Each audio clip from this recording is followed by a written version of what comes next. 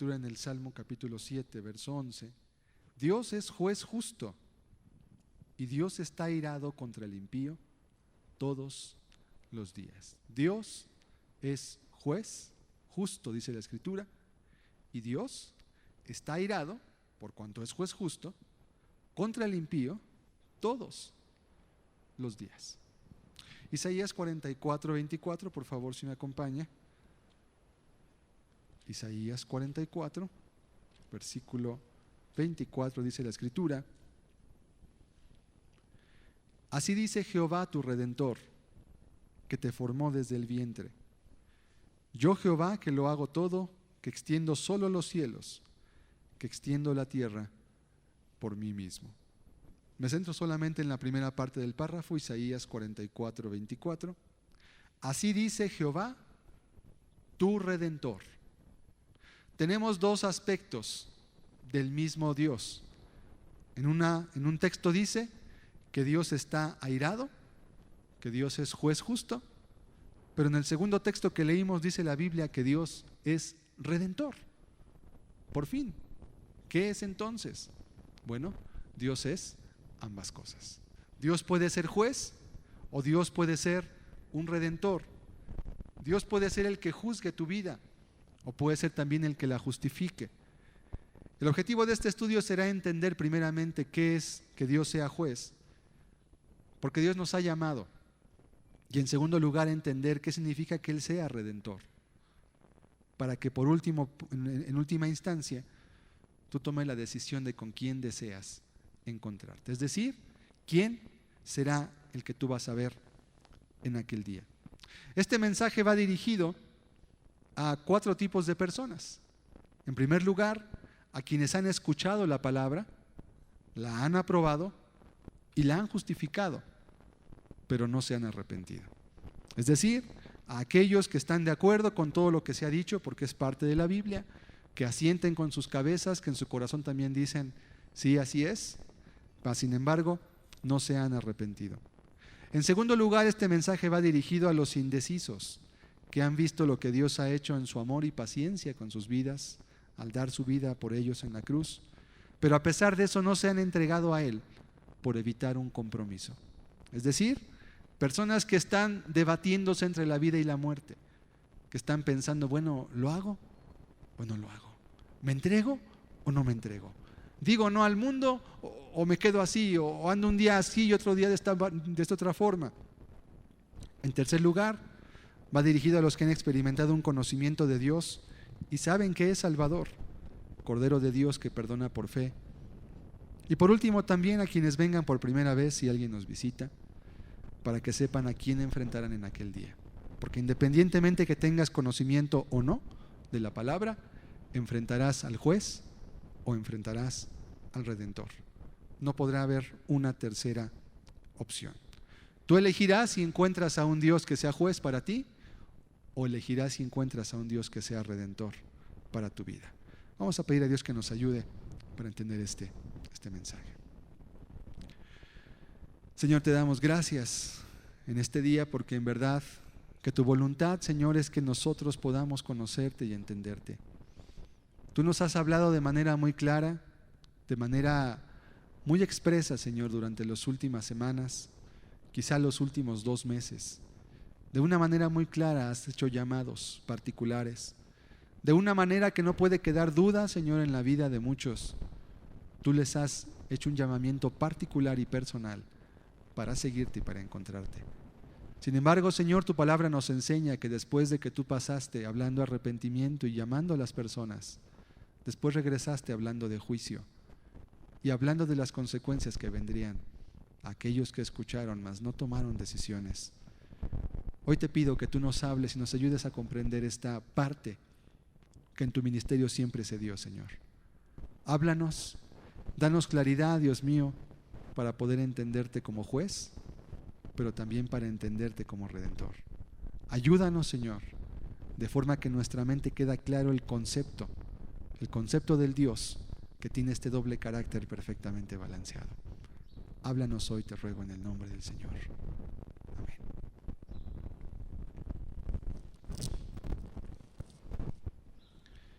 Vamos primeramente a ver a Dios como juez. Vamos a leer el Salmo 7:11 nuevamente.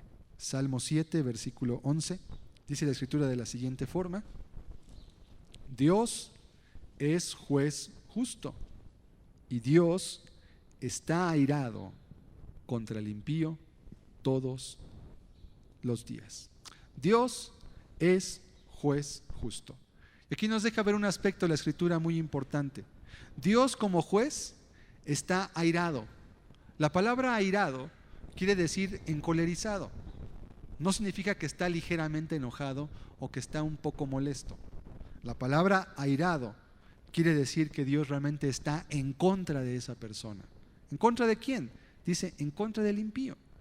Y el impío en la Biblia es definido como aquella persona que vive haciendo lo contrario a lo que Dios demanda. O, si no vive haciendo lo contrario, vive ajeno a Dios por voluntad propia. Además, el texto dice que es todos los días. No es solamente el día que tú te acordaste. Es decir, que cuando la persona que vive en impiedad, todo el tiempo tiene un desagrado de parte de Dios. Cuando peca y también cuando deja de pecar. Si se siente bien o si se siente mal, ¿sigue Dios estando airado contra él? Si le va bien en sus negocios o si le va mal, Dios sigue estando airado en contra de él. Si cree o si no cree, Dios sigue estando airado. El hecho de lo que la Biblia habla no cambia por ninguna circunstancia que el hombre crea o deje de creer en su propia vida. Todos los días, dice además, al acostarse, al levantarse, al comer, al trabajar, al comprar, al vender, en resumen, cada minuto de tu vida hay una ira de parte de Dios para ti, por cuanto has tomado el camino ancho, por cuanto estás caminando en tu propio camino, en tu propia sabiduría. La palabra airado en hebreo denota y da la idea clara de la imagen que da es como alguien que está echando espuma por la boca. Es la palabra que en hebreo significa airado, un vocablo que es de difícil traducción, pero que en hebreo, que maneja imágenes en las palabras, nos deja entender la forma en cómo Dios está mirando al ser humano. El verso 12 del Salmo 7, solamente para que tengamos idea de lo que es esto, dice aquí la Escritura: si no se arrepiente, él afilará su espada, armado tiene ya su arco y lo ha preparado. Si no se arrepiente, él afilará su espada. Spurgeon decía, un predicador inglés, decía que la espada de Dios se afila con la piedra que gira cada día a causa de la maldad del hombre. Es decir, como que la maldad del hombre es un mecanismo que está haciendo girar una piedra con la cual Dios está afilando su espada, esperando solamente el momento en el cual tenga que descargar su ira. Dice el verso 12, armado tiene ya su arco y lo ha preparado. La idea de lo ha preparado aquí es cuando el arco está tensado entre las dos manos y la persona tiene la flecha sujetándolo únicamente con dos dedos y solamente hace falta que se suelten los dedos para que la flecha salga disparada directamente hacia donde está la persona. Armado tiene ya su arco y lo ha preparado. Esto nos deja entender claramente la forma en cómo Dios está mirando al impío. Sin embargo, no es el juicio ahora, sino que es un juicio que vendrá. Vamos a ver Apocalipsis 20, versículos del 11 al 15. Porque muchos piensan, bueno, pues sí, cierto, eso ahí dice la Biblia, pero pues yo qué, yo ando bien tranquilo, yo ando hasta contento, ando bien feliz, ando a gusto, tengo paz, no soy malo, no soy ladrón, no soy asesino. Y se confían a eso. Yo no veo que el juicio de Dios esté de ahí. Acuérdate lo que te dije. ¿Te acuerdas o no te acuerdes, lo creas o no lo creas? Pero hay algo que detiene únicamente eso. Apocalipsis 20, del 11 al 15. Y vi un gran trono blanco y al que estaba sentado en él, de delante del cual huyeron la tierra y el cielo, y ningún lugar se encontró para ellos. Y vi los muertos, grandes y pequeños, de pie ante Dios. Y los libros fueron abiertos. Y otro libro fue abierto, el cual es el libro de la vida. Y fueron juzgados los muertos por las cosas que estaban escritas en los libros, según sus obras. Y el mar entregó los muertos que había en él, y la muerte y el Hades entregaron los muertos que había en ellos y fueron juzgados cada uno según sus obras. Y la muerte y el Hades fueron lanzados al lago de fuego. Esta es la muerte segunda. Y el que no se halló inscrito en el libro de la vida, fue lanzado al lago de fuego. En cuanto la persona muere, va a su morada eterna. Algunos preguntan, pero ¿cómo va a ser ese juicio? ¿Cuándo va a ser? ¿En qué momento va a ocurrir? Si usted lee la historia que contó Cristo del rico y Lázaro, usted leerá que inmediatamente que la muerte vino sobre cada uno, ellos instantáneamente pasaron a su morada eterna. Es más, tan instantáneamente es que la Biblia dice, y alzando sus ojos, dice el rico, estaba en tormentos. Como en un parpadear, la muerte llega, parpadea, siempre estás vivo hasta que no mueres. Aunque una persona sea moribunda, está viva. Aunque una persona esté desahuciada, sigue estando viva. Hasta el momento en que su cerebro deja de funcionar y que su corazón deja de latir, está viva. Hasta ese momento entonces muere. Y en ese instante es cuando viene la muerte. Y en ese momento es cuando abres tus ojos y estás en tu morada eterna. Pero entonces el juicio, ¿cuándo va a ser? Cuando sea el fin de los tiempos, cuando Cristo venga por segunda vez, cuando se complete el número de aquellos que han de ser salvos y Cristo traiga su juicio. Toda esa gente que está en el Hades, en el infierno, toda la gente que murió, toda la gente que perdió su vida de cualquier forma va a ser traída al juicio. ¿Sabes para qué? Para que Dios testifique delante de toda la humanidad. ¿Por qué fulano de tal? Ojalá no seas tú. ¿Por qué estás en el infierno y por qué no en el cielo? Y Él va a justificar delante de todos. Va a poner sus leyes delante. Dice la Biblia que se van a abrir los libros. Todos los libros van a ser abiertos de las obras. Y todo lo que tú has hecho, todo lo que tú has dicho, y ahorita veremos quién recibirá este juicio. Todo lo que tú has obrado en esta vida, sea bueno, sea malo, todo será traído a juicio. Esos libros van a ser abiertos y cada obra Dios la va a rememorar. Del tiempo no te preocupes, el tiempo no va a existir ya. El tiempo solamente existe en esta vida porque es un término que Dios nos ha dado a nosotros. Pero después de la muerte el tiempo deja de existir. Viene la eternidad. Hay tiempo de sobra. ¿Qué te gustaría que tome el juicio? ¿5,000 años? ¿Que tome de tiempo? Está bien. 5,000 años es un segundo en el reloj de la eternidad. No es nada. Cada uno será juzgado conforme a sus obras. Y entonces Dios justificará el por qué unos fueron a la vida eterna y por qué otros fueron a la condenación eterna. Y Dios será justificado y la gente misma dirá, eres justo Dios. Porque ciertamente los que fueron a un lugar lo merecieron y los que fueron a otro también lo merecieron. Sus obras testifican en contra de ellos. Hechos 17:31 dice la Escritura de la siguiente forma en este texto. Hechos capítulo 17, un texto en el cual Pablo estaba predicando en Atenas y él les habló acerca de lo que iba a venir. Por cuanto ha establecido un día en el cual juzgará al mundo con justicia por aquel varón a quien designó, dando fe a todos con haberle levantado de los muertos. Y si leemos el verso 30, nuevamente entendemos cómo el Salmo 7 se confirma.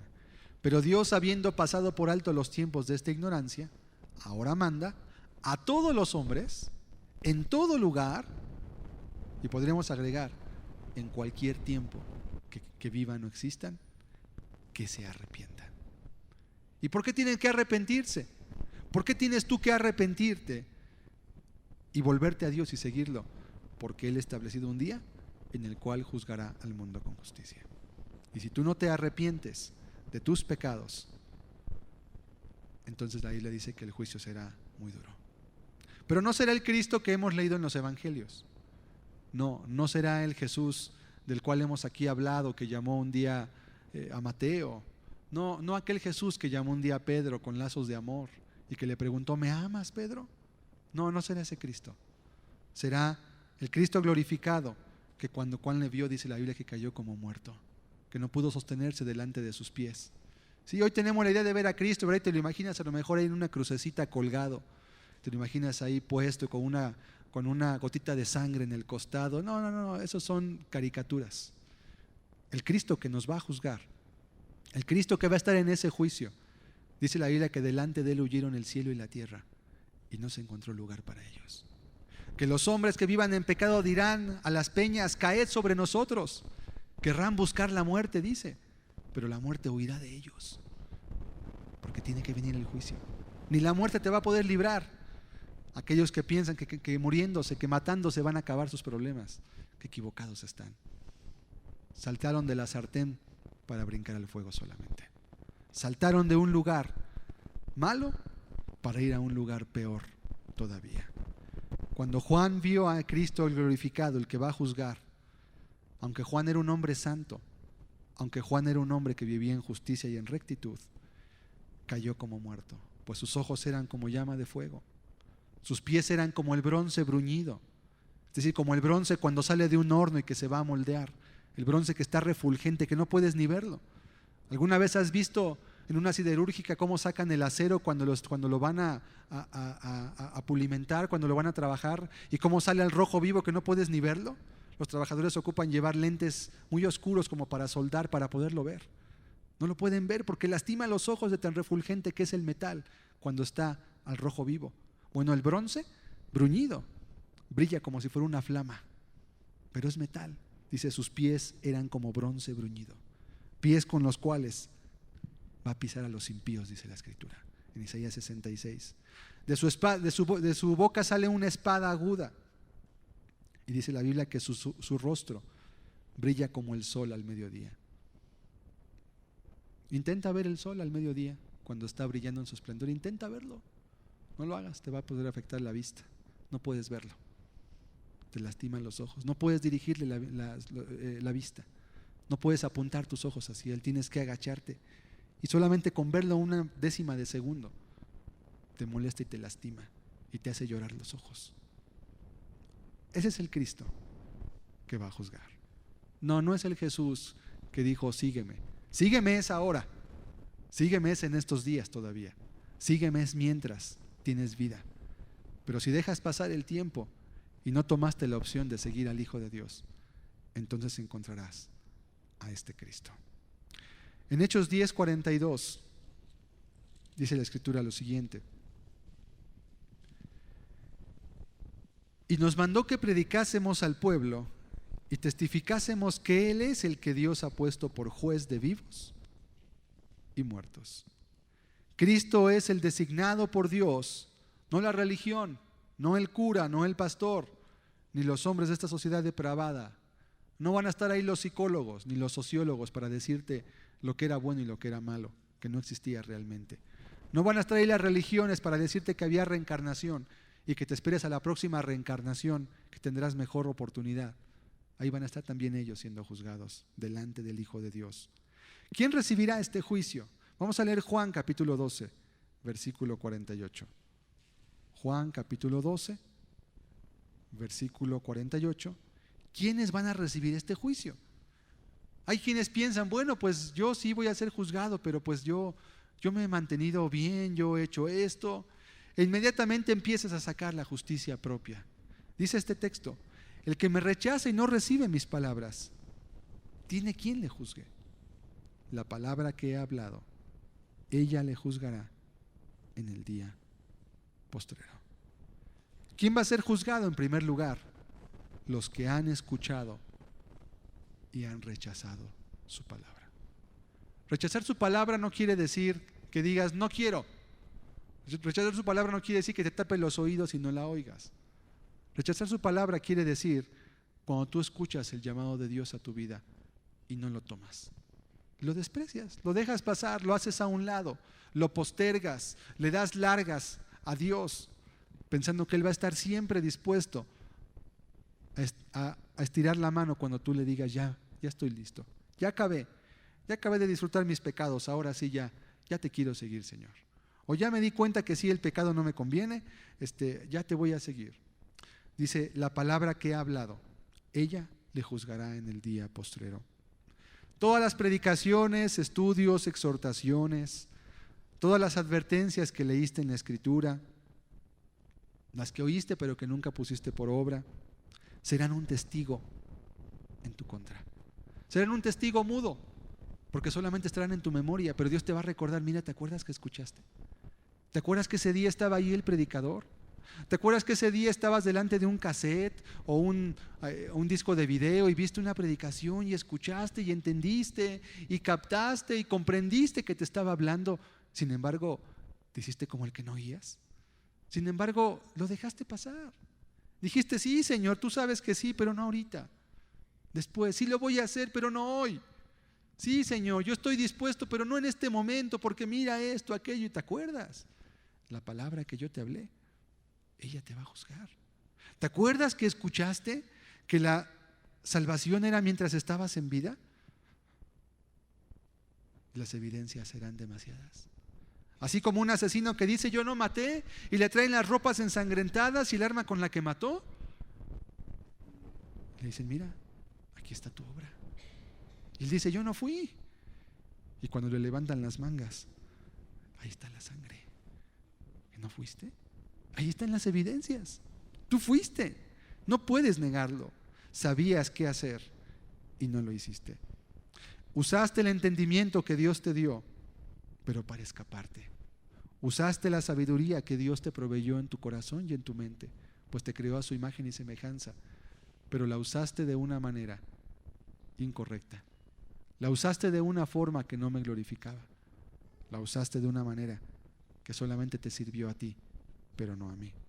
Recordarás cada versículo, que la paga del pecado era la muerte, que el infierno era real, que las profecías de Cristo fueron cumplidas, que Jesús dio su vida por ti y fue despedazado para que tuvieras vida. Tu conciencia confirmará. Por ello, cada reunión, cada domingo que vengas a este lugar o a cualquier otro donde vayas a oír la palabra y se esté predicando el evangelio realmente, pon mucha atención, porque la palabra que tú escuches te va a juzgar. Y si tú no pones atención a esta palabra, va a ser trágico, porque Dios te va a decir, allí estabas. Pero es que yo estaba pensando en otros asuntos, yo estaba en mis quehaceres, tenía una preocupación. Sí, tienes preocupaciones por causa de tus pecados quizás. Tienes conflictos por causa de que te has alejado de mí o nunca me has buscado. Y yo quería llamar tu atención para que centraras tu atención en mí y no quisiste. Te evadiste en ese momento. Te mostrará Dios la cantidad de palabra que tuviste a tu alcance, los consejos de otros que te apreciaban, las palabras que a lo mejor quizás fueron duras a veces, pero son mejor las heridas del que ama, dice la Biblia, que la canción del que te aborrece. Es mejor. A veces las palabras duelen, pero a veces las palabras que duelen son las que hacen más bien al hombre, porque son las que le permiten salir de su error, las que le permiten recapacitar. Oír más palabra de Dios no te hace más sabio, solo te hace más responsable. Oír más palabra de Dios no te hace apto para ser cristiano, solo te hace más responsable de lo que has escuchado. No solo lo que oíste, también lo que hiciste será traído a obra, será traído a juicio. Las obras también serán juzgadas. Alguien dirá, es que la salvación no es por obras, sí es cierto, pero el juicio sí es por obras. La salvación no es por obras, aunque las obras confirman siempre la fe, pero el juicio es netamente y exclusivamente por las obras, únicamente. Muchos saldrán con el clásico, yo no soy tan malo, di limosnas, visité al enfermo, di de comer al hambriento, di ofrendas en la iglesia, oré, leí la Biblia y todo aquello con lo cual esperabas comprar a Dios. Pero también omitiste que no abandonaste tus pecados. Pero se te olvidó también que todo lo que hagas en pecado no sirve, porque el Salmo 7:11, que Dios está airado contra el impío todos los días. No dice que si va a la iglesia y diezma o ofrenda ya no. Tampoco dice que si va al hospital y predica ya no. Sigue estando airado. Tampoco dice que si hace buenas obras y se porta bien 5 días en su casa, ya Dios no está airado. No, sigue estando airado Dios contra él. Nada más que él en su conciencia se imagina que no, porque ha tomado el estándar de los hombres. Bueno, es que yo no soy como los demás, yo soy mucho mejor que muchas personas. Y no es cierto. Estás juzgando de manera inadecuada. En Isaías 64, versículo 6, si me acompaña a leerlo. Isaías capítulo 64, versículo 6, dice la Escritura: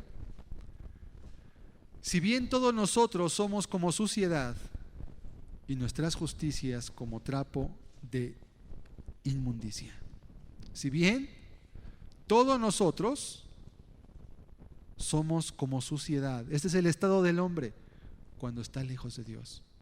Y todas, dice, nuestras justicias.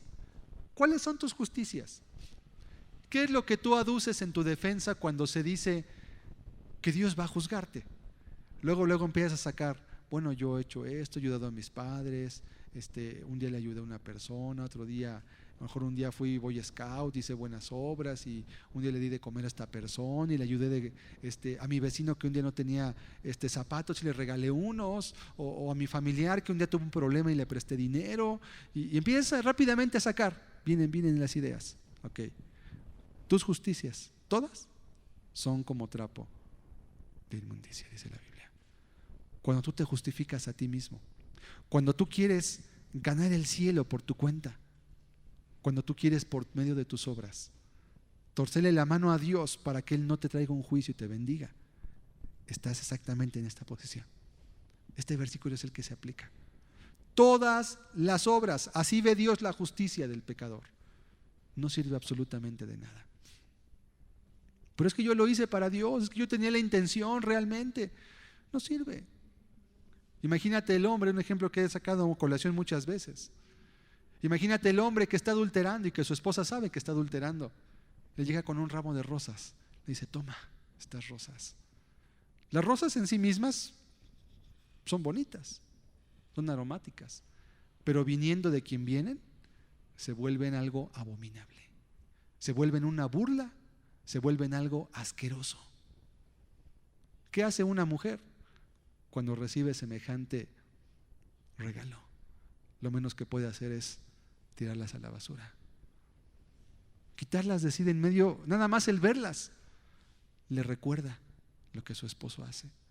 ¿Te imaginas cuando a Dios no guardas su palabra, no lo sirves, no lo sigues, pero luego quieres hacer obras de entre semana buenas, según tú?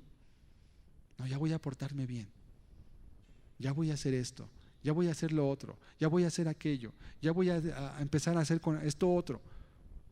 Tus mejores obras, tus justicias son como trapo de inmundicia.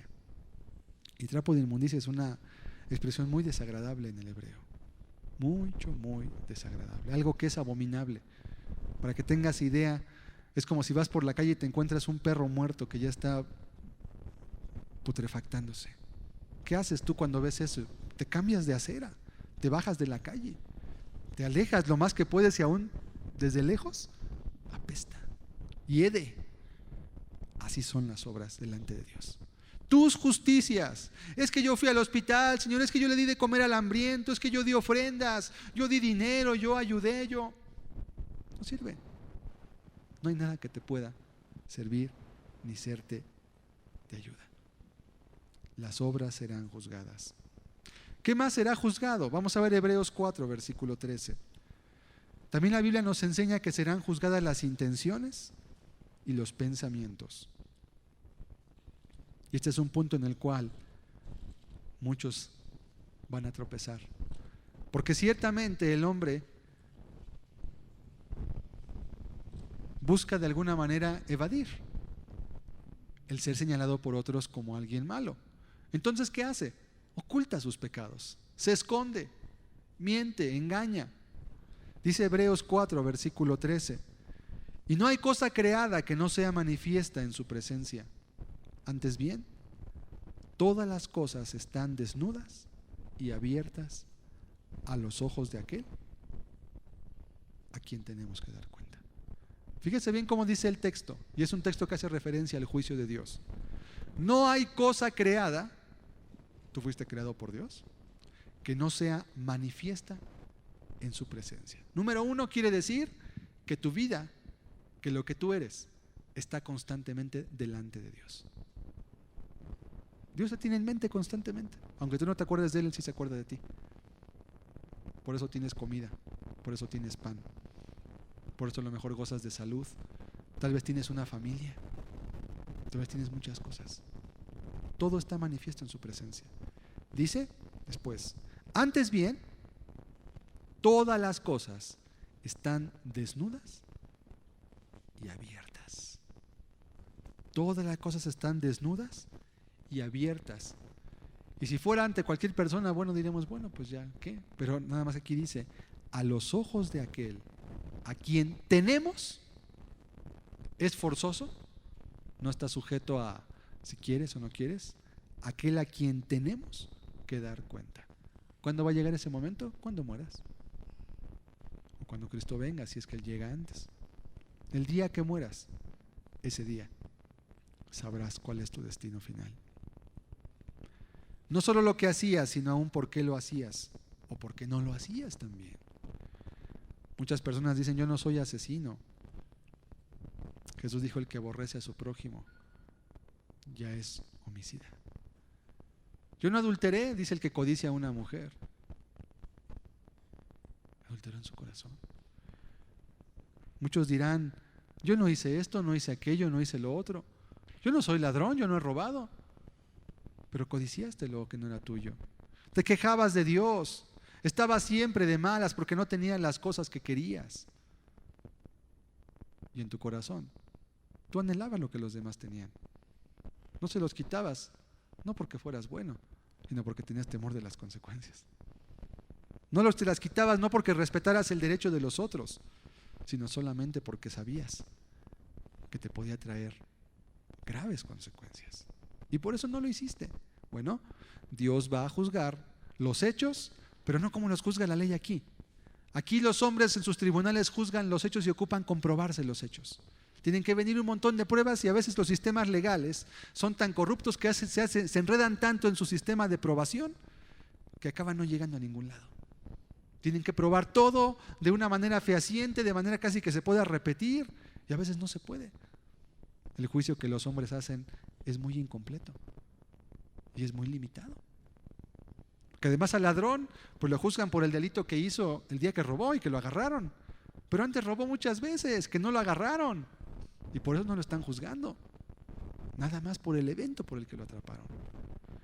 Cuando estemos delante de Dios, Dios va a juzgar los hechos, los malos y los que parecían buenos también, pero Dios no va a juzgar el hecho en sí mismo. Dios va a juzgar el hecho conforme a la intención que lo sustentó. Yo iba a la iglesia, dirás. Mira, ahí estaba en la iglesia. Sí, ahí estabas. Para no irte al infierno. Ahí estabas para que Dios te bendijera en la semana. Ahí estabas, pero tu mente andaba en otro lado. Sí, ahí estabas. Pero no fuiste porque me quisiera servir ni amar. Fuiste por interés. O fuiste porque había una persona que tú andabas pretendiendo y por eso fuiste a la iglesia. O fuiste por hacer un negocio. O fuiste nada más para que no te digan nada tus papás, no te estén molestando y no te estén fastidiando. Ya, voy a ir. Sí, fuiste a la iglesia. Pero delante de Dios, tú no fuiste a la iglesia. Tú evadiste tu responsabilidad. Mira, Señor, allí estaba yo haciendo misericordia. Pues sí, la hacías. Porque te dijeron por ahí, escuchaste en la Biblia que Dios era misericordioso para con el misericordioso. Nada más que omitiste una pequeña razón. El misericordioso no es aquel que con sus manos hace misericordia, es aquel que en su corazón es misericordioso. Porque entonces los rotarios irían al cielo, entonces los narcos irían al cielo, construyen orfanatorios, hacen asilos, construyen hospitales, hacen puentes en sus pueblos, pavimentan las calles. No, ellos serían los primeros que irían al cielo por delante. No, eso no es misericordia. Sí, hicieron obras buenas a los ojos de los hombres, pero Dios, antes de ver el hecho, mira la intención. Usted recordará aquel estudio que se habló aquí, cómo Dios vio a Caín, pero vio a Caín y luego vio su ofrenda. Y primero vio a Abel y luego vio su ofrenda. Así que todo lo que tú hagas, aun aquello que haces para Dios o que tú crees que haces para Dios, Dios lo va a pesar en balanza. Sí, es cierto, hiciste esto, pero lo hiciste por esto. Sí, es cierto, no robaste, pero no porque no quisieras, no porque no tuvieras ganas, no porque no codiciaras ni porque no tuvieras envidia de aquel. No le robaste porque sabías que tenía con qué defenderse. Sí, es cierto, orabas por ti, por tus egoísmos y vanidades, para pedirle a Dios tonterías. Leías la Biblia, sí es cierto, para tomar promesas que te convinieran y torcer lo que no te convenía también. Para eso la leías. No te has tomado por justicia. ¿Cuántas decepciones va a haber en aquel día? ¿Cuántas cosas se van a ver desnudas tal como eran y no como los hombres las vieron? ¿Cuántos juicios que los hombres han hecho son injustos y en aquel día van a salir a la luz? Pero mira, Señor, yo te estaba sirviendo, ¿sí? Para que Él te bendijera. Nunca lo serviste por amor. Nunca lo seguiste por amor a Él, que era el primer mandamiento de todos. Lo hiciste por interés. Solo lo hiciste para ganar algo para ti. Dios va a juzgar las intenciones y los pensamientos. Por eso dice la Biblia que aquel día será un día de gran pesar. Dice la Biblia que será el día más solemne de toda la humanidad. ¿Sabes cómo va a estar la gente cuando sepa? Cuando empiece a ver los primeros juicios y vea todo lo que Dios empieza a sacar a la luz y esté pensando, ¿y cuando me toque a mí? ¿Y cuando pase yo? La gente va a estar con el rostro demudado. No van a creer que llegue ese momento. No, y todos van a ver, todos van a saber, todos se van a enterar. Sí, todos se van a enterar. Lo que tú hiciste en oculto será gritado desde las azoteas, dice la Biblia. Todo sin faltar una sola cosa. Por eso dice la Biblia que será día de espanto, que será día terrible, porque nadie quiere llegar a eso, ciertamente. El simple hecho de pensar nada más en ese momento en que puede estar toda la gente que te conoce y que se ha sacado todo a la luz, ya, eso es suficiente para que digas, no quiero pensar en eso. Ya, está aquí. Eso me deprime. Bueno, si tu conciencia te condena, si tu corazón te condena ahorita, mayor es Dios que tu corazón. Si ya tu corazón te hace sentirte desprotegido, te hace sentirte miserable ya desde ahora, que solamente estoy hablando de lo que la Biblia dice, que solamente es un vislumbre de lo que va a ocurrir aquel día. ¿Te imaginas aquel día? Dios es juez justo. ¿Qué más va a juzgar Dios? Vamos a leer Mateo 12, versículo 36. ¿Qué más va a juzgar Dios? Por eso dice la Escritura que muchos le dirán, Señor, en tu nombre hicimos y en tu nombre aquello. Y Él les dirá, no sé de dónde sois, apartaos de mí, hacedores de maldad. Pero ¿cómo? Si yo estaba ahí haciendo misericordia, si yo andaba ahí echando demonios, sanando a la gente, en tu imaginación, quizás. Pero a mí no me serviste, te serviste a ti mismo. Mateo 12, 36. Mas yo os digo que de toda palabra ociosa que hablen los hombres, de ella darán cuenta en el día del juicio. Porque por tus palabras serás justificado y por tus palabras serás condenado. Hay algunos que ni siquiera Dios va a tener que decirles, eres condenado. Hay algunos que por su propia boca se van a condenar a sí mismos. Hay algunos que le prometieron a Cristo muchas cosas y que después no le cumplieron. Solo se van a condenar. El propio testimonio de su boca será suficiente para traer una sentencia condenatoria. No habrá necesidad de más. Según las leyes de los hombres, cuando un hombre está confeso, cuando un hombre se declara culpable de un delito, ya no hay que buscar pruebas, ya no hay que traer testigos, ya no hay que hacer nada. Ya, él se declaró culpable, nadie es testigo contra sí mismo. Cuando alguien se declara confeso, confiesa su delito, allí acabó la investigación, viene la sentencia condenatoria. Dice el texto, mas yo os digo que de toda palabra ociosa. ¿Qué es una palabra ociosa? Son las palabras que no sirven, son las palabras que ofenden, son las palabras que no tenían un objetivo justo para ser habladas. Los chismes, las mentiras, las murmuraciones, las intrigas, las difamaciones. Yo creo, yo siento, yo pienso. Y así juzgabas tú a la gente por tu yo creo, yo siento y yo pienso, sin tener evidencia. Sus juicios fueron injustos.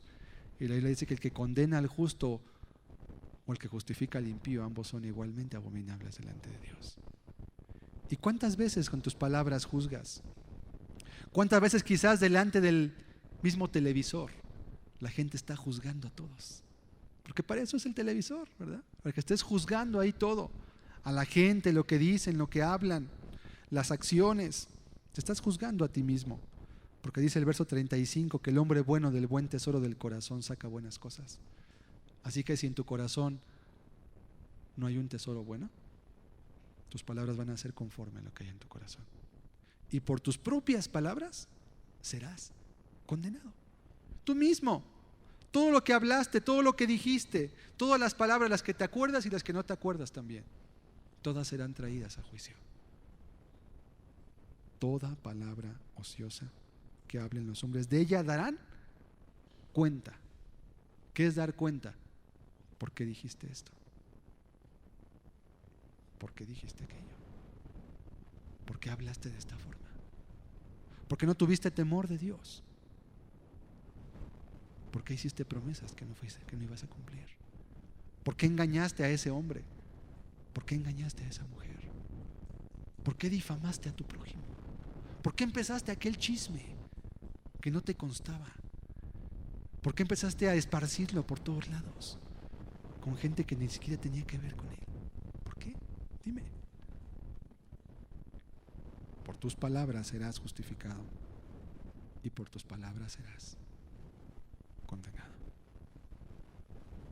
Muchos ni siquiera van a llegar al punto en que la Biblia, en que Dios tenga que sacar los mandamientos para condenar. Con las propias palabras, con tus propias aseveraciones y declaraciones, será suficiente. Todo va a salir a juicio. Tus temas preferidos de plática, ¿verdad? Tú que amas al mundo, que te la pasas hablando de las cosas de este mundo, tus pláticas van a testiguar contra ti. ¿Sabes dónde estaba tu corazón? En el mundo. Y donde esté tu tesoro, dice la Biblia, allí estará también tu corazón. Aquí se va a quedar. Con Cristo no va a estar, porque tus palabras no tenían que ver con Cristo, porque tus pensamientos no tenían que ver con Dios. Como dice en Efesios, no hay Dios en ninguno de sus pensamientos. Están ajenos a la vida de Dios. En Efesios dice la Escritura. ¿Qué más va a ser juzgado? Eclesiastés 12, versículo 14. Eclesiastés capítulo 12, versículo 14.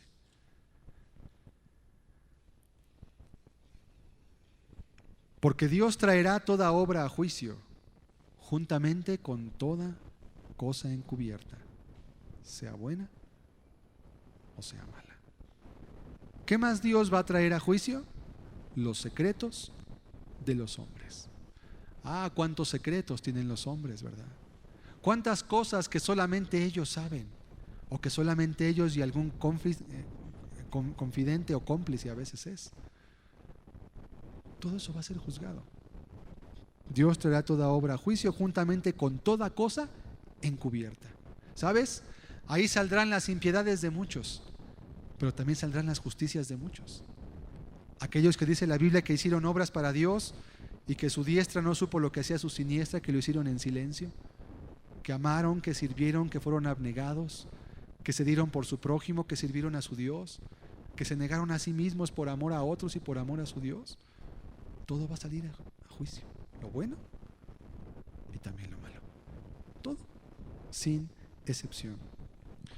Los robos, los adulterios, los deseos torcidos, las amarguras, los pensamientos de los demás, las codicias, los que se preocupan mucho de no hablar con el ministro, ¿verdad? Para que no sepa cómo es.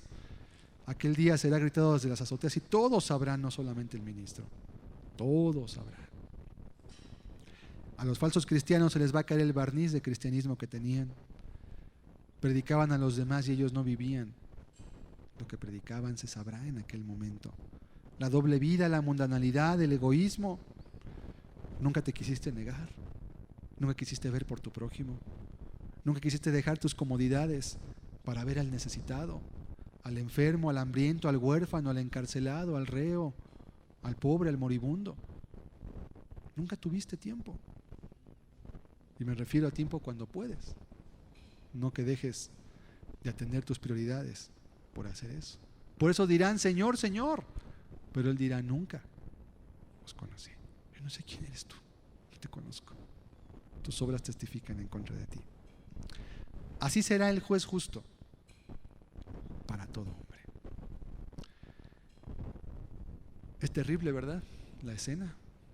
Sí, es terrible que la podamos solamente analizar brevemente. Y no saqué todos los textos que hablan del juicio, hay muchos más.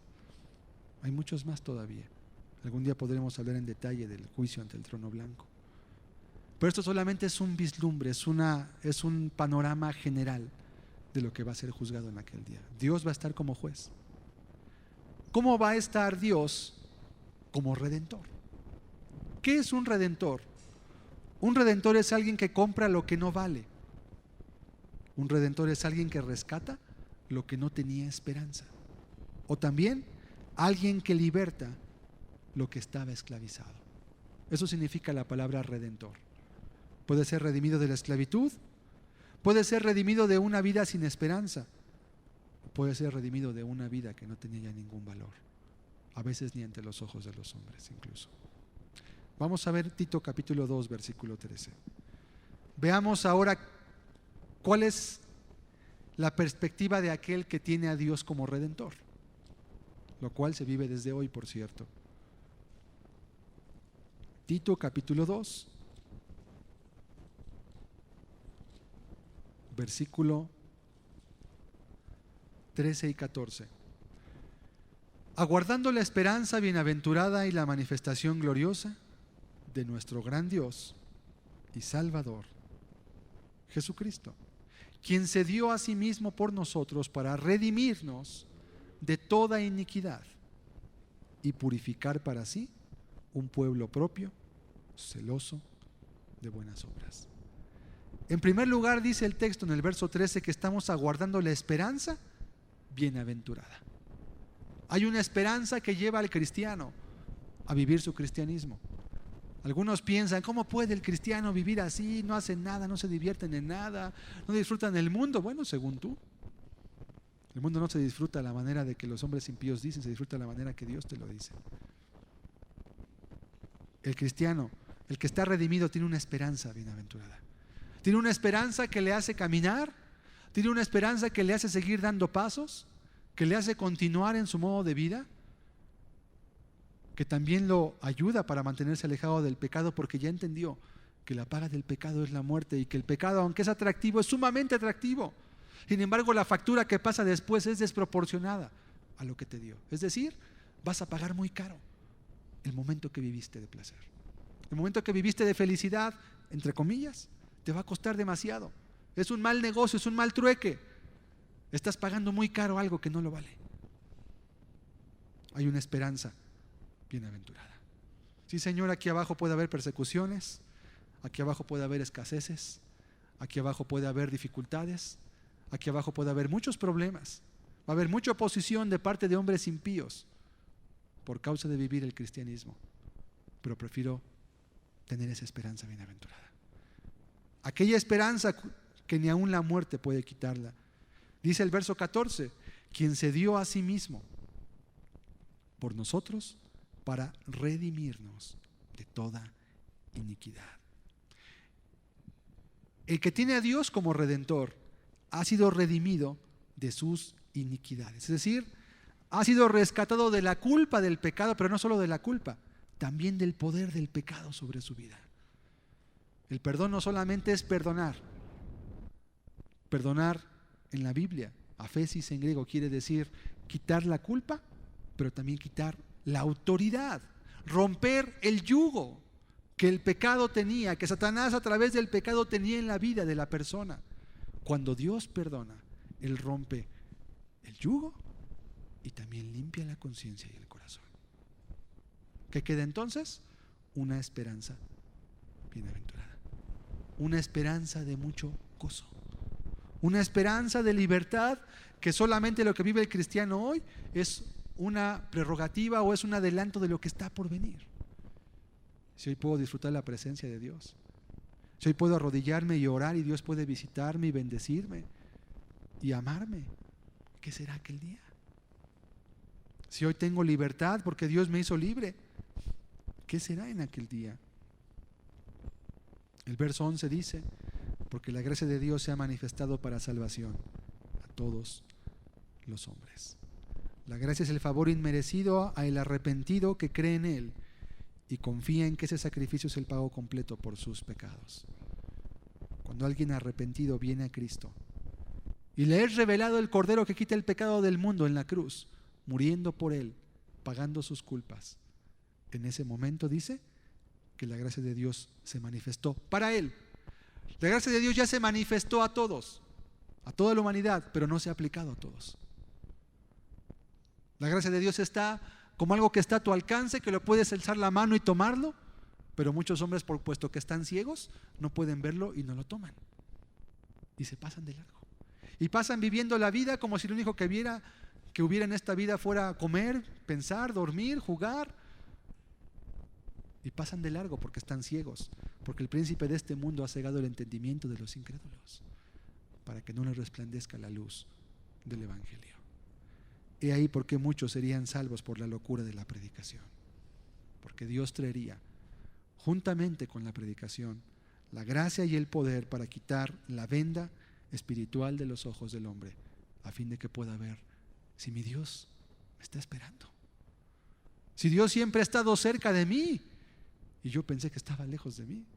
Yo pensé que Él se había alejado de mí, yo fui el que me alejé de Él.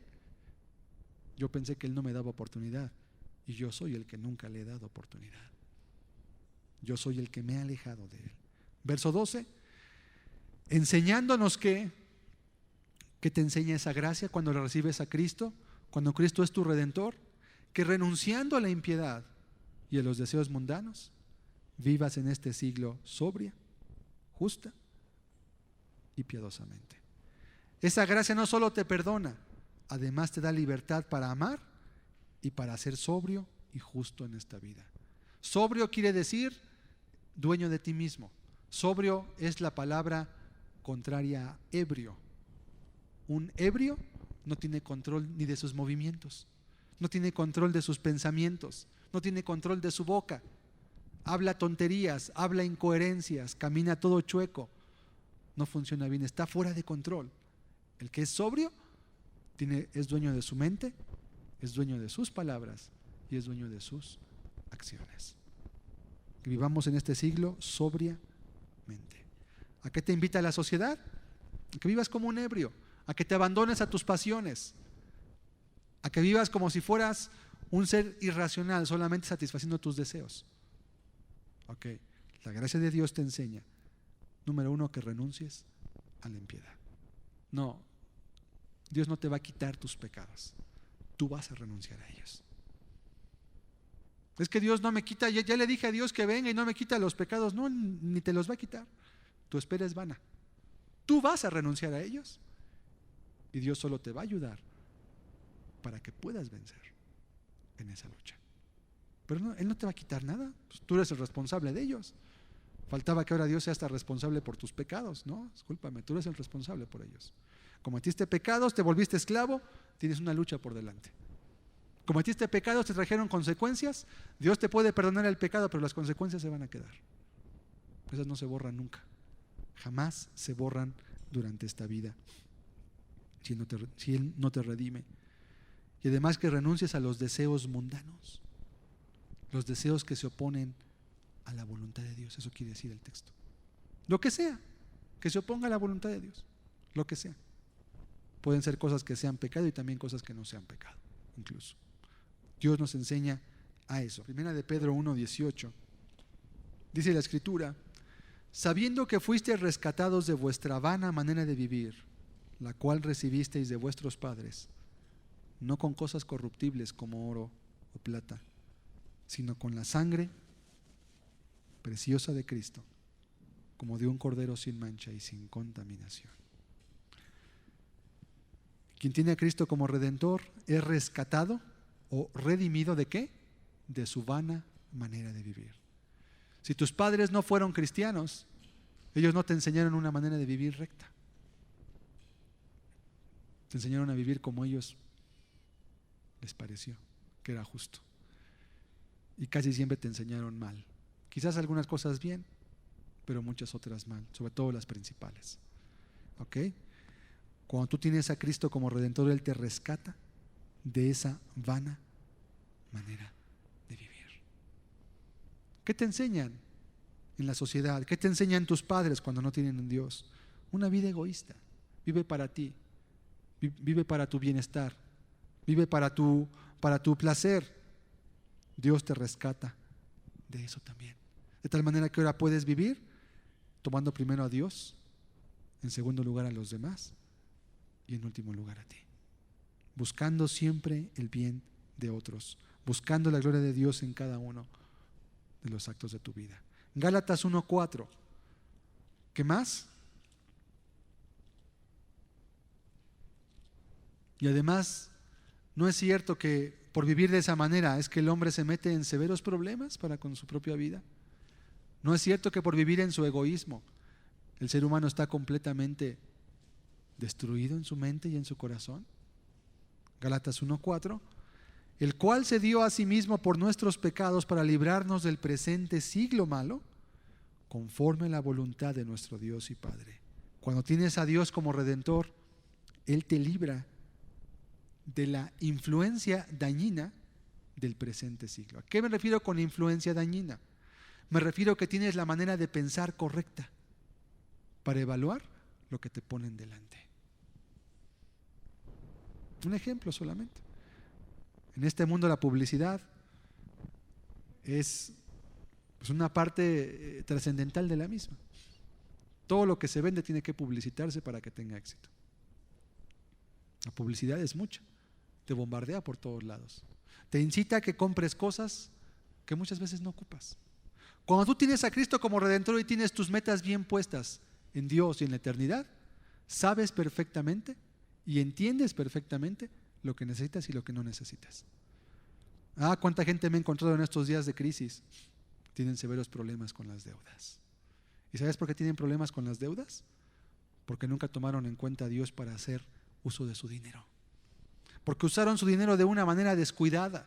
Porque hicieron caso a cuánto mensaje y cuánta propaganda veían y cuánta cosa les lavó el cerebro ahí en el televisor para que compren cosas, ¿verdad? Y ahorita la gente no tiene dinero según, pero andan allí en los panteones festejando, gastándose fortunas en las flores.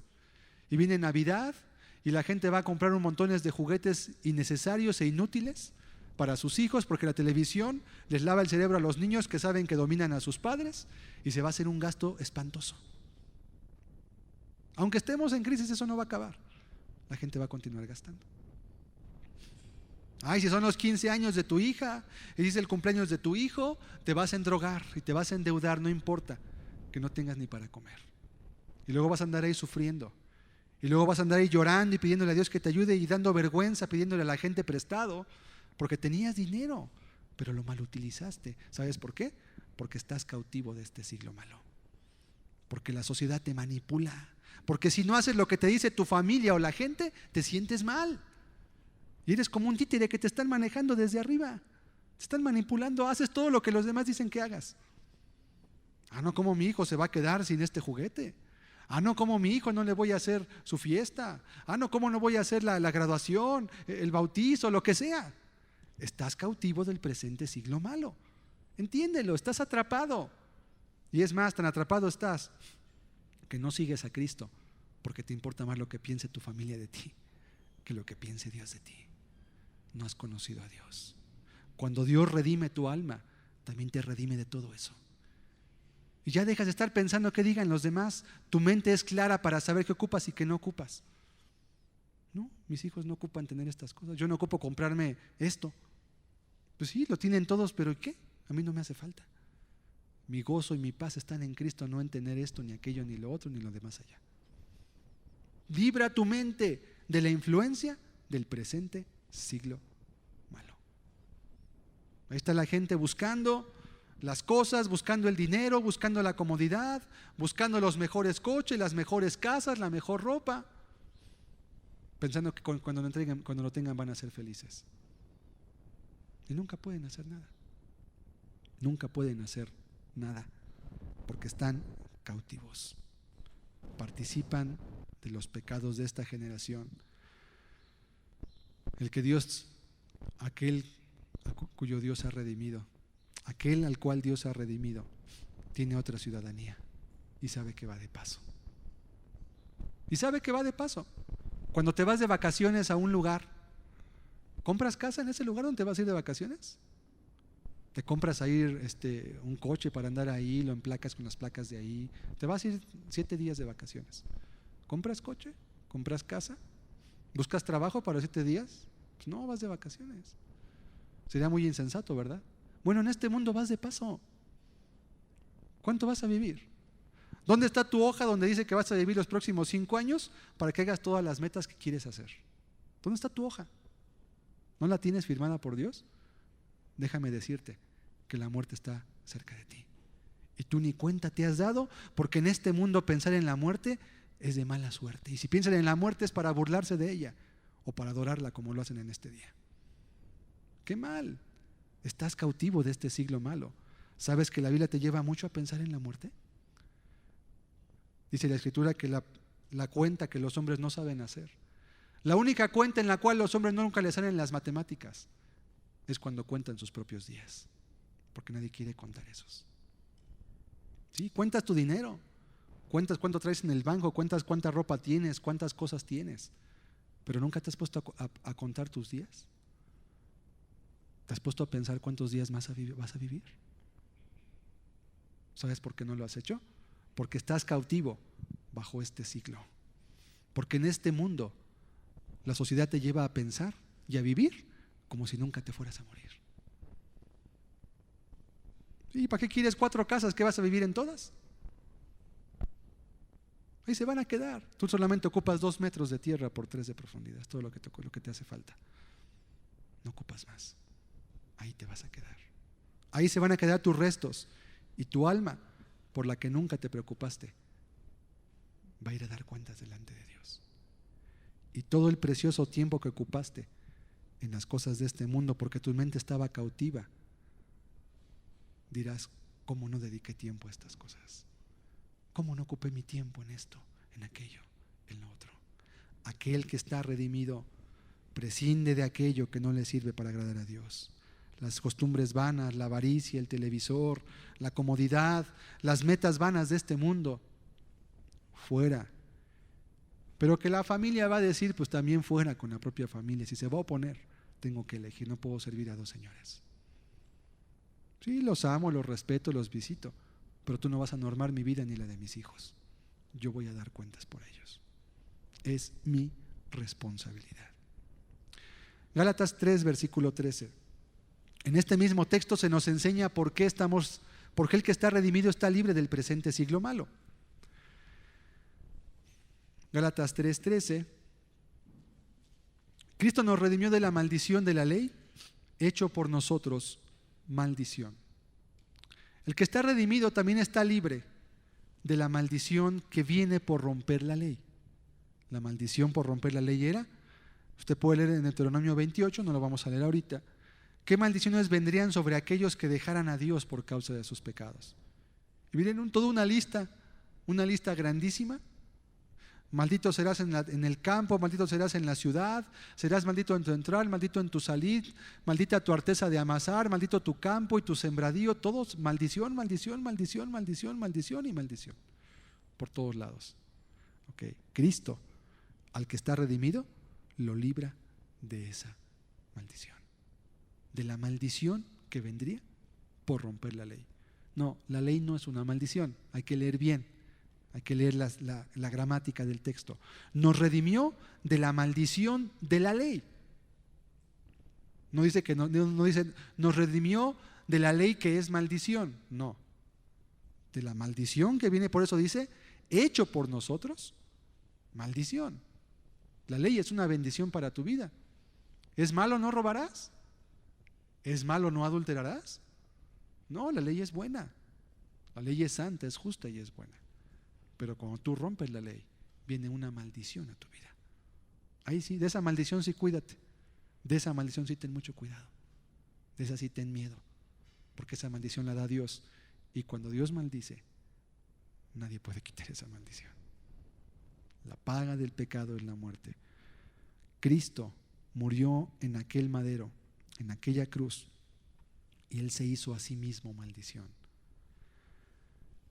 Toda esa maldición recae sobre Cristo para aquel que está redimido.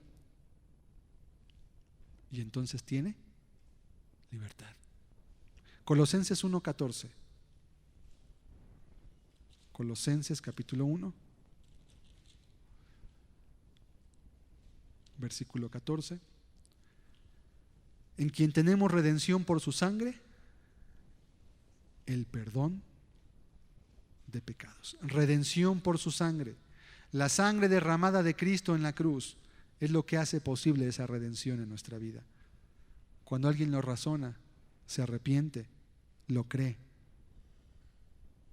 y se convierte tomando el camino angosto, entonces recibe la redención por parte de Cristo. Fíjense, Colosenses 3, lo que le comentaba, Colosenses 3, versículo 1. Si pues haber resucitado con Cristo, buscad las cosas de arriba, donde está Cristo sentado a la diestra de Dios. Poned la mira en las cosas de arriba, no en las de la tierra. El que está cautivo al presente siglo malo tiene sus ojos puestos en las cosas de esta tierra. Se guía, se dirige y toma sus decisiones en base a lo que le digan en esta tierra.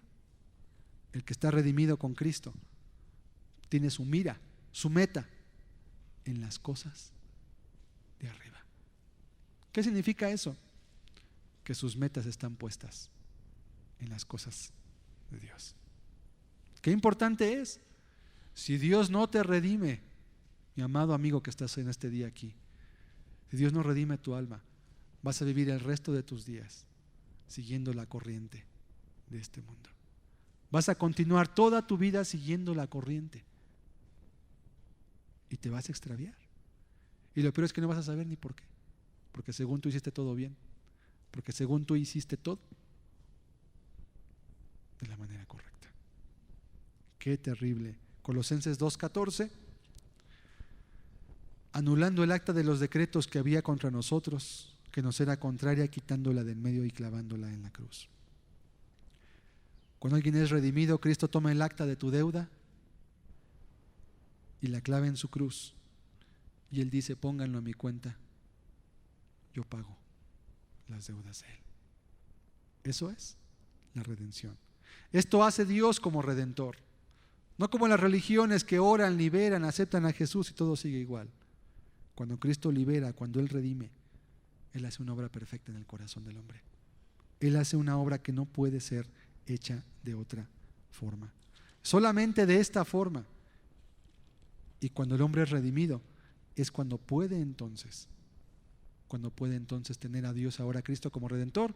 Y cuando venga aquel juicio que también va a venir, porque también los cristianos seremos juzgados, entonces en lugar de ver al juez como quien le va a juzgar, no lo verá con temor, sino que lo verá con gozo y con gratitud. El que me salvó, el que me redimió, el que pagó por mí, lo voy a poder ver cara a cara. El que sabe que no fue redimido, ni siquiera va a poder levantar su rostro. Debe estar todo el tiempo cabizbajo. No tendrá la fuerza, no tendrá ni siquiera las ganas de voltear a verlo. Vamos a ver un pequeño cuadro donde podemos ver, si tú ves a Dios como juez, serás esclavo de tus pecados. Si lo tienes como redentor, estarás libre de ellos. Si tienes a Dios como juez, no habrá paz ni gozos reales, solo circunstanciales. Pero si Cristo es tu redentor, habrá una vida de paz y gozo que el mundo no entiende. Si tú tienes a Dios como juez, tendrás una certeza de culpabilidad. Es decir, ¿sabes por qué la gente no se quiere morir? Porque sabe que le espera algo. Ya lo intuye. Ya su conciencia le testifica: tú vas para mal, tú vas para mal, tú vas para mal, no te mueras. El apóstol decía: para mí el vivir es Cristo y el morir es ganancia. Cuando me muera, pues es cuando voy a ganar. Y mientras viva voy a servir. Si tienes a Cristo como redentor, hay una certeza de perdón, una certeza de misericordia, no por tus obras, sino en virtud de la obra de Cristo en la cruz. Si tú ves a Dios y lo tendrás como juez, solamente esperas poder vivir un día más. Tu esperanza es no morirte mañana. No, pues ya a ver, mañana voy a ver qué pasa, a ver, ojalá que no me muera, que llegue otro tiempo más, que busque a Dios. El que tiene a Dios como redentor está esperando la eternidad. Sabe que va de paso, sabe que el tiempo es corto y por eso tiene que apurarse a hacer las cosas, porque el tiempo es breve. Es muy corta la estadía aquí. 30, 40, 50 años, se va a acabar todo. Ya allá arriba no vas a poder orar, allá no vas a leer la Biblia, allá no vas a predicar, allá no vas a ayunar, allá no vas a interceder, allá no vas a hacer nada de eso. El que tiene esa visión clara dice: aquí, ahora, y entre más pronto mejor. Allá no vas a poder amar a tu prójimo como a ti mismo, aquí sí puedes. El que tiene a Dios como su juez tiene un gran temor a la muerte, como dice Hebreos 9:27. El que tiene a Dios como redentor no tiene el temor a la muerte, porque Cristo ya venció la muerte, y al vencer la muerte también vence en virtud de aquellos que crean en Él.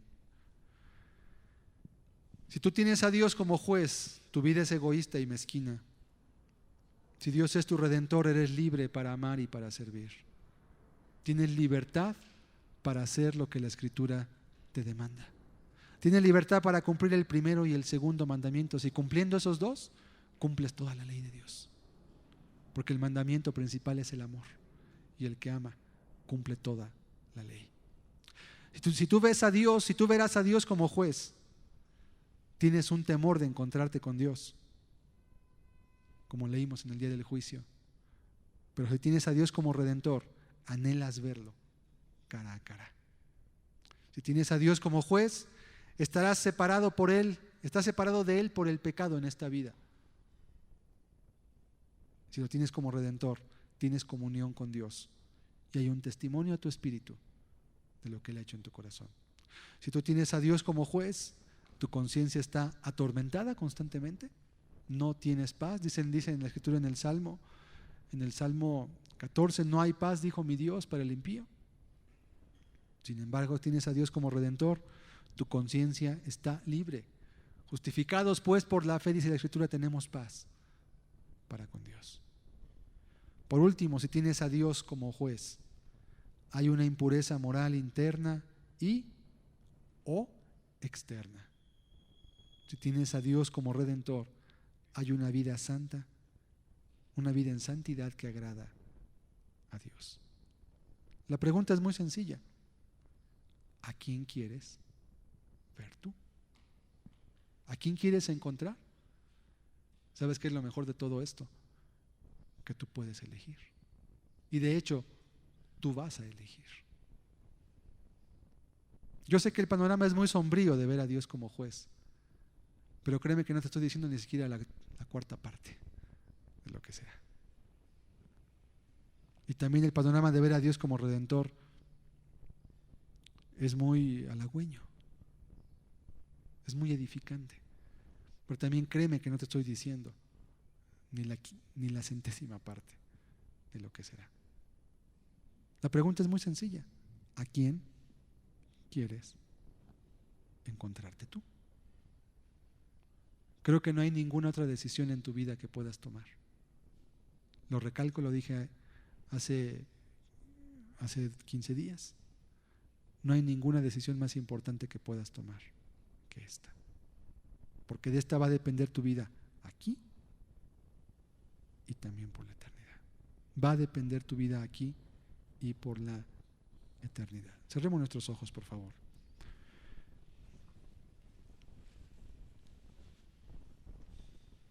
Quisiera que meditara brevemente.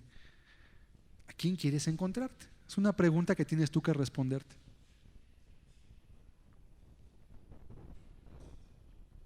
Y quizá la segunda pregunta, después de que respondas a quién quieres encontrarte, la segunda pregunta es: ¿tus hechos a quién te hacen ver que vas a encontrarte? Esa es la segunda. Porque el querer es una cosa y el hacer es otra. ¿Okay? Quieres encontrarte tú a alguien, ¿cierto? Pero Tus hechos, ¿a quién te están llevando a encontrar? Porque si no lo hacemos objetivo, créeme que de buenas intenciones nadie vive. Nadie come de buenas intenciones. Nadie se salva de buenas intenciones. Hay que ponerle pies al asunto. Hay que ponerle acción. Hay que ponerle hechos. Porque la fe se confirma por las obras. Es una pregunta que tú un día vas a recordar cuando estés delante de Dios. ¿A quién me quiero encontrar? Ya entendí que Dios es juez justo, pero también entendí que Dios es redentor. Ya lo sé, ya tengo el conocimiento, no me hace falta más conocimiento, lo tengo. Ahora, ¿a quién? ¿A quién voy yo a ver en aquel día? ¿Quién será el que verás en aquel día?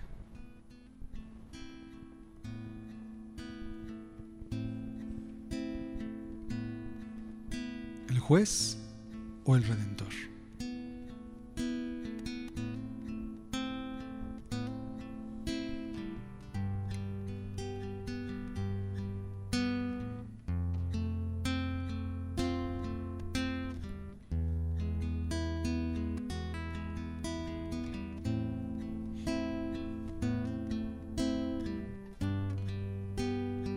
Creo que hoy Dios te ha traído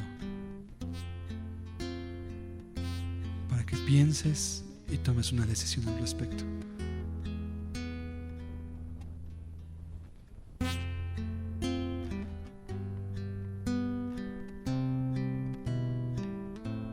¿Sabes que pudieras salir de este lugar y no ver el día de mañana? Tal vez diga, yo no soy tan pesimista. Yo diría más bien que no eres muy realista y que la mentalidad de este mundo te hace vivir en una fantasía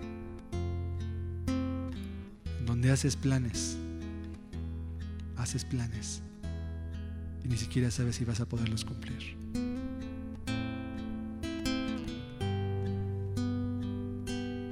Y las decisiones más importantes que debes de tomar son las que estás dejando para el final.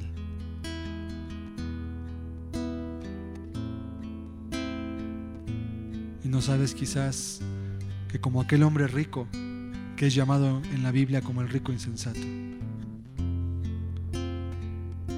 súbitamente pueda llegar el final.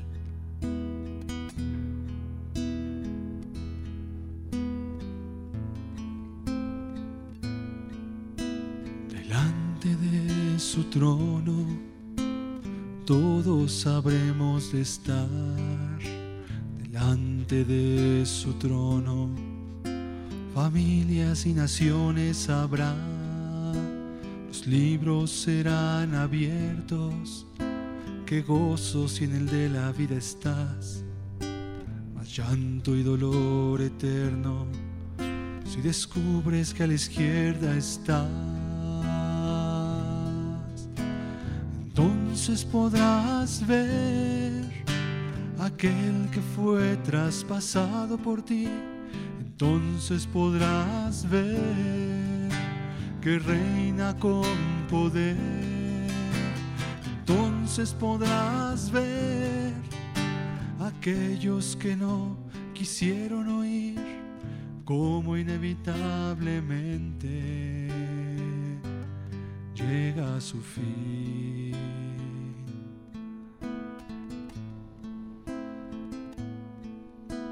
Delante de su trono todos habremos de estar. Delante de su trono familias y naciones habrá. Los libros serán abiertos.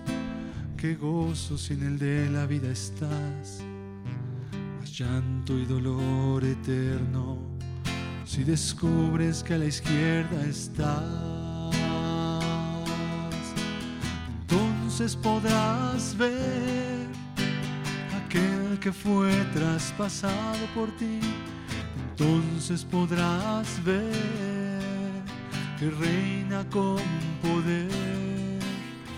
Entonces podrás ver aquellos que no quisieron oír, como inevitablemente llega a su fin.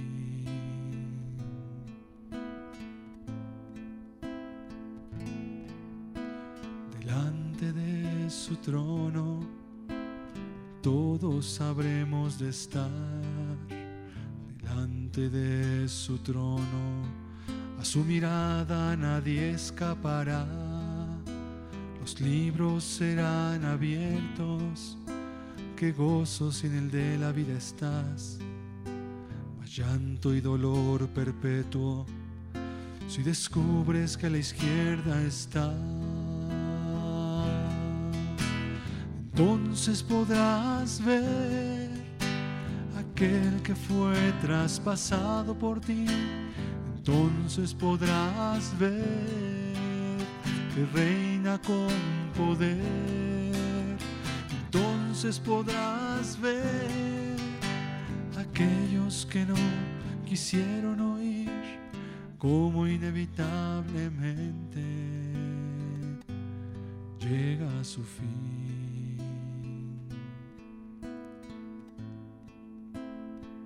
Como inevitablemente llega el fin. En aquel lugar no habrá cielo, no habrá tierra, no habrá árboles ni lugares donde poder ocultarse.